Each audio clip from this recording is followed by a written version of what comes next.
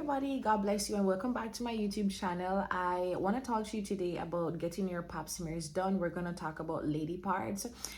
We're going to be talking about the reproductive health, every and anything that has to do with the reproductive health that could be a health concern. I find that a lot of women are afraid of talking about lady parts, talking about reproductive health. A lot of women are afraid of talking about these things because it is uncomfortable. It brings them, maybe shame to some extent for some persons. And so because of that, a lot of certain types of cancers are usually detected when it is at a later stage, because there is not a lot of people talking about early signs or symptoms and what screening actually looks like. So I hope that this video helps you. You do not need to be ashamed, you do not need to be afraid when it comes to anything concerning your health, your reproductive health, when it comes to ensuring that you do not have anything that is cancerous or could become cancerous. A lot of women overlook certain symptoms also because I don't want to go to the doctor having to do this, having to be checked, having to be analyzed. And so a lot of times women overlook certain symptoms and things that they're going through, as well as because I'm a Christian, most of you watching me are possibly Christian as well. Sometimes we over spiritualize things. It's good to have faith, it's good to apply faith, but I also do believe that God has given us doctors with the necessary wisdom and skills to be able to help us to get better where our health is actually concerned. So the first thing I want to share with you is getting your annual pap smear done. A lot of women do not want to get their pap smears done because they are afraid of doing so. A lot of women are afraid of going to the doctors, we need to break the misconception and misinformation that pap smears are painful. Pap smears are not supposed to be painful. Think about getting a swab. Think about doing a DNA swab, an oral swab. Think about doing most of you probably would have done the coronavirus swab. I didn't. So think about just getting a swab. Doing a pap smear is literally a swab. It's like it's a tiny little brush. It's literally smaller than a baby's toothbrush. Think about a baby toothbrush. It's literally smaller than a baby toothbrush, and that's what the pap smear is. And it only literally takes less than a minute. If you have a good OBGYN, it literally takes less than a minute for you to get your pap smear done. No, this is why you need to get your pap smear done. Your pap smear is one of the easiest and quickest ways for you to screen for any abnormal cell change within the cervix. Now, when there are abnormal cell changes within the cervix, these cells can be precancerous or they can be cancerous. It also helps to detect HPV, which is the human papillomavirus. And this is something that also can become cancerous. When we talk about HPV has many different strains, which can absolutely become cancerous. Now, when we talk about having cancer or abnormal uterine womb or lady part changes, cervical changes, a lot of times while there are changes, there are no symptoms. So cancer specifically is, for a lot of these cancers, they are not symptomatic until it gets to a later stage. No, because there are no symptoms does not mean that you are well. And so a lot of times you are sick and you have no idea. I preached so many times last year, and all the times I preached I had cancer and I did not know. I hosted a powerful prophetic revival in Toronto last year summer and I did not know. And so I took pictures. I was on vacation, I was traveling, I was living life, I was looking beautiful. I had cancer and I did not know at that time. No, I did do a pap smear. So for those of you that do not know, I was diagnosed with cervical cancer in December 2025. Obviously had it for some time before that. I became cancer free in February 2026. We're not doing the math, but I was cancer free this year, diagnosed with cancer in December. No, when I did my pap smear, a few months before I found out that I had cancer. My pap smear came back clean and nothing was shown. Several months after doing doing the pap smear, I did a biopsy, and so I found out that I had cancer because I did a biopsy of the cervix. Now, sometimes based on where the tumor is growing from, based on where the cancerous cells are forming from, it may not be detected on a pap smear. But please understand that cervical cancer is detected most times, the highest percentage of people who are, and I'm not a doctor, I'm not in the medical profession, I'm just sharing the information that I received from my own studies. So if you're in the health field, if you know about this, maybe you know more than I do, and if I'm saying anything wrong, please feel free to go ahead and correct me in the comment section. Share your knowledge in the comment section for me to learn and for others to read and learn as well.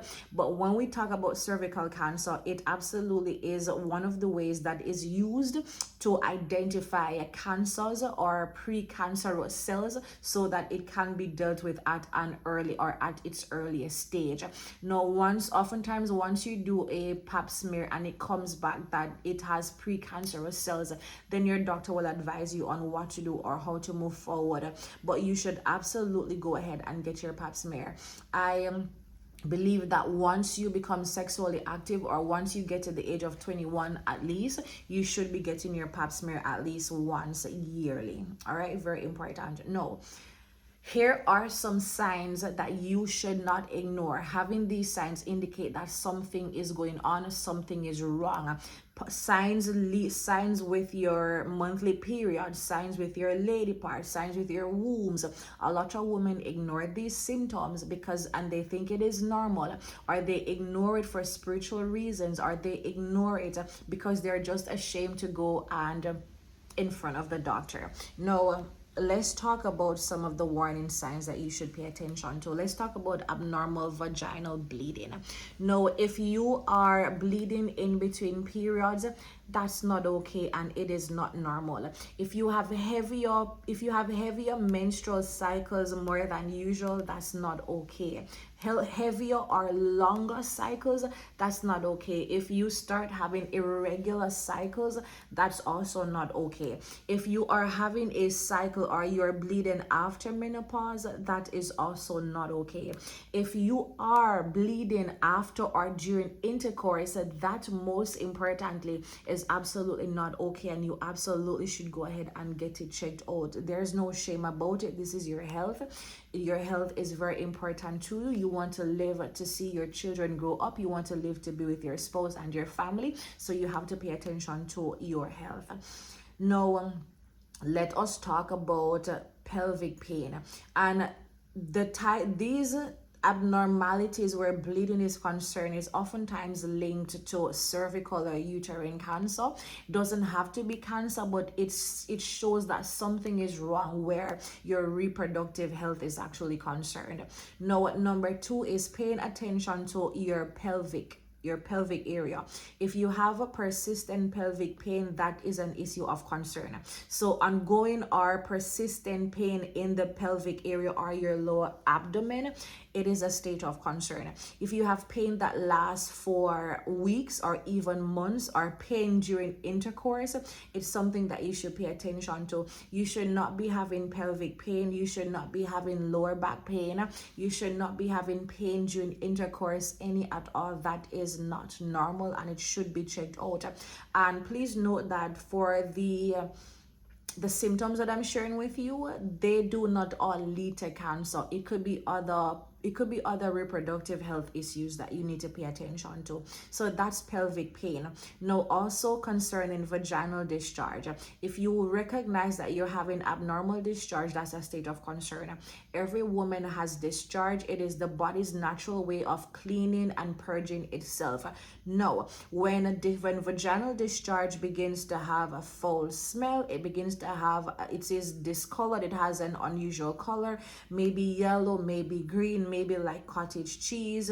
Once it seems abnormal to you, this is something that you should pay attention to. If you have bloody discharge, this is something that you should be paying attention to. Or if you have discharge that's heavier than usual, persistent as well, you should be paying attention to this. All right.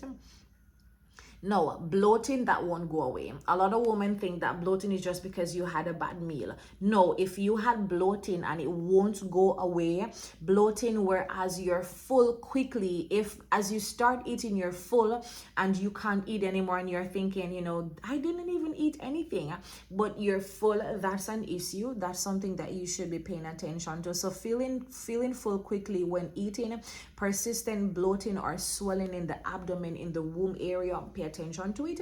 Increase waist size or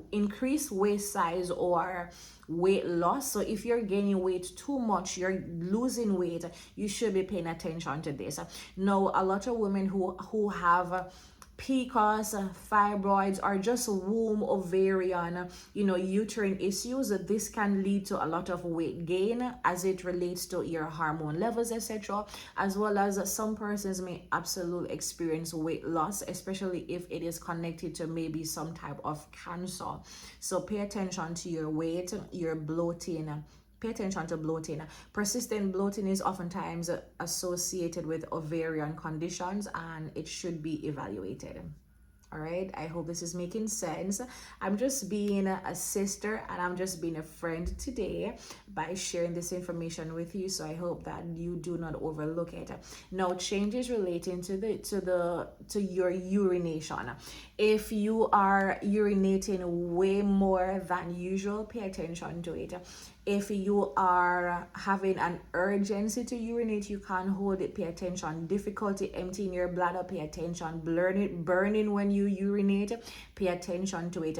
If your urine is discolored or appears to have blood in it, or it's white or milky, anything of that concern that's related to dysuria, I think it's called, correct me. All your nurses, doctors, medical professionals, correct me in the comment section. I'm just sharing my information that I've gathered over the years and just from my own personal research and listening to my oncologists and doctors, you should be paying attention to this. Frequent urination can be connected to a UTI issue, urinary issue, bladder issue. It could be connected to other things possibly, but once you find that you have urinary changes, pay attention. Now, also bowel changes.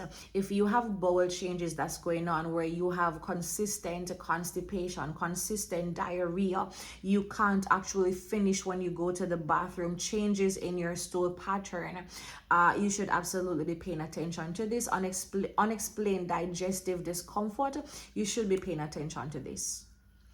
Another thing to pay attention to is unexplained weight loss. I did mention it a bit, but let's go a bit further. So just losing weight without dieting or exercising, that's an issue. Loss of appetite, that's an issue. You have to completely pay attention to that. And here's the big one for me. This is the big one for me. And I'm honestly, I'm still traumatized by this. I'm absolutely still traumatized by this. I'm still working through the trauma of this one. And that is fatigue. I've been fatigued and exhausted for a couple of years, but for the past 2 years especially, I have been extremely fatigued and exhausted. And so by the time it gets to 11, 12, 1 o'clock, I have to go take a nap. Have to. Even if I'm not doing anything, just dropping my son off at school and coming back home, I'm always sleeping. And I remember, early last year and the year before, so 2024 and early 2025 up to summer, I remember as soon as we dropped our son off, especially last year, oh my god, last year January 2025, January through before summer break, my husband and I would drop our son off at school and I would come home, and by 11, 12 o'clock, I'm sleeping between 11 o'clock to at least 1:30, 2 o'clock. And my husband is always saying, are you being lazy? I don't know why you're so tired. You didn't do anything. And we were just always trying to figure out what's going on. I thought I was lazy, and I thought I was just completely lazy. I thought I was inconsistent, but I was just so tired, and I'm like, mentally I'm not lazy because I want to get work done, but I just can't overcome being so fatigued. So mentally and inside, I knew I wasn't lazy, but then my actions were saying something different. My actions were saying, you're lazy, you're a bum, all you want to do is sleep. But mentally I knew that was not the case. I wasn't lazy. I had work to get done. I wanted to get the work done. And so I remember always taking B4 text, all the iron supplements I could take. I was doubling up on my iron supplements. Nothing was working. And so I had this brilliant idea. And I said, you know what? I'm not pregnant, but I'm going to start taking prenatals. Because prenatals would have, you know, maybe a double dosage of the iron levels that you need for you, the mom, and for the baby as well. So I started taking prenatals. That did not help. Little did I know I had cancer. Had no idea I had cancer, because the only symptom I had at that point was just the exhaustion. So absolutely pay attention to that. So if you're constantly tired and it does not improve with rest, weakness affecting daily activities, that is a point of concern. I have been going to the doctors, you know, I used to go to the doctors like every couple of weeks, maybe days, you know, to test I usually test to see if my sugar levels are low, if I have high blood pressure, what's going on, why am I so, you know, I'm loopy, I'm dizzy, I'm lightheaded. So many different things were going on. And it is traumatic for me because I am still lightheaded. I just got over having cancer I got the news that I was cancer free in February. So it's been February, March, April, May. We're now in the month of June. So I've technically been cancer free, say 3-4 months. I'm still lightheaded most days. I'm not, maybe not most days, but I'm still lightheaded a lot. Still exhausted, which is you know, related to post treatments. So I'm still dealing with that. But the moment I feel exhausted, the moment I am lightheaded, I'm thinking, oh my God, these were the symptoms that I had when I had cancer. You know, so even being cancer free is you know, is somewhat traumatic, because you want to make sure that it's not coming back. You're paying attention to the signs you missed before. You're not paying attention to those, but also not wanting to create an alarm, you know, or think something that does not exist. And so, yeah. But for those of you who have had cancer, you have done radiation, chemo, then I did not do chemo. I opted not to do chemo, and so I only did radiation. You know that, you know, there are post-treatment symptoms such as, you know, extreme exhaustion, extreme fatigue that can go on for a couple of months. And so I'm only, as a matter of fact, I'm just a couple of weeks post radiation. So that is completely normal and expected. And I pray to God that that's all it is. I am yet to do more tests and more screenings to see what's going on. But by God's grace, yeah. Pain during intercourse, exhaustion. You should not have pain during intercourse. You should not be bleeding during and after intercourse. If you have any swelling or lump or cyst, do not ignore those, especially any unusual lump, mass, or swelling in the pelvic area, in the womb or abdomen area, or any pressure, or if you're pressing against your stomach, your lower abdomen area, or even your breast area, you should not be feeling like there's a mass or there's a pressure, there's a pain, or there's any form of swelling that's there. That is not normal, and it absolutely should not be there, right? So conditions that can cause similar symptoms, not all of these symptoms are relating to cancer. Some of these symptoms can be fibroids, it could be PCOS, it could be endometriosis, it could be adenomyosis, it could be PID, which is pelvic inflammatory disease, could be UTIs as well, hormonal imbalance, and cervical infections.